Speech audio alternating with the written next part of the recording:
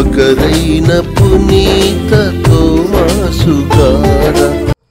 పితా పుత్ర పరిశుద్ధాత్మ నామమున ప్రభువునందు మిక్కిలి ప్రియమైన సహోదరి సహోదరులారా, మీ అందరికీ పునీత తోమాసు వారి పండుగ శుభాకాంక్షలు.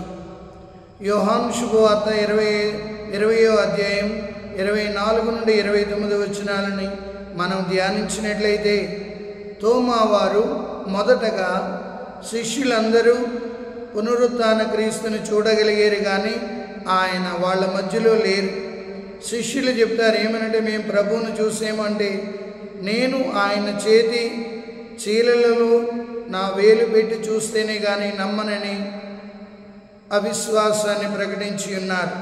అందుకే మళ్ళా ప్రభు పునరుత్థాన క్రీస్తు వారి మధ్యలో ప్రత్యక్షమై, తోమా వచ్చి నా చేతి చీలల గంటల్లో నీ వేలు పెట్టి చూడుము అని ప్రభు అడిగారు. ఎప్పుడైతే ప్రభుని కన్నులారా చూసి చేతులారా స్పృశించారో తోమా వారి విశ్వాసం బలపడింది. నా ప్రభువా నా దేవా అని ప్రకటించి ఉన్నారు. ఒక్కసారి ప్రభు పునరుత్థాన క్రీస్తుని చూసిన తోమా వారు ఆ పునరుత్థాన క్రీస్తుని ప్రకటించడానికి ప్రయాణమై భారతదేశంలోని అడుగుపెట్టారు.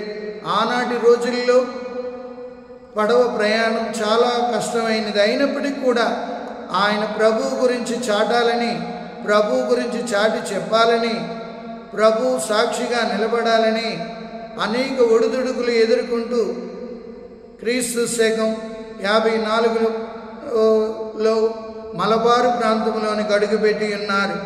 ప్రియులారా, అక్కడ మొదటిసారిగా ఆయన బ్రాహ్మణులతో ఆయన యేసు ప్రభు గురించి బోధిస్తూ, నా దేవుడే నిజమైన దేవుడైతే ఈ నీళ్లు పైకి విసురుతాను, అవి కిందకు రాకుండా ఉంటాయి అని చెప్పి తన విశ్వాసాన్ని ప్రకటించినప్పుడు తొలిసారిగా వాళ్ళని క్రైస్తవులుగా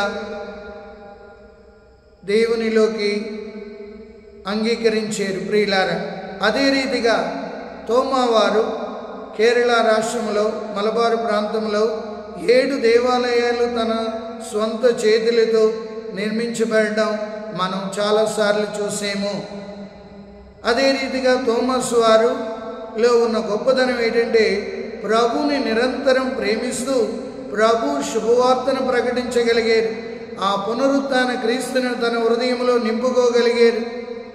ఒక్కసారి అవిశ్వాసం ప్రకటించారు, కానీ జీవితాంతము విశ్వాసాన్ని ప్రకటిస్తూనే ఉన్నారు. ప్రియులారా, అందుకే కేరళలో ఆయన మొత్తం శుభవార్తను ప్రకటించడం జరిగింది.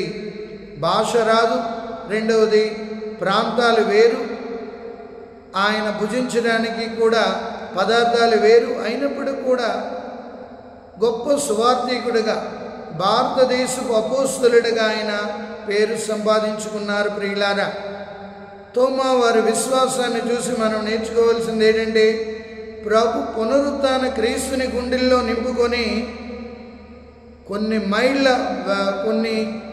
మైళ్ళ దూరం ప్రయాణం చేయడమే కాకుండా ఆయన ప్రభు కొరకు ఆయన నిరంతరం ఆ ప్రభు సత్య సువార్తను చాటడానికి నిరంతరం కృషి చేసి ఉన్నారు.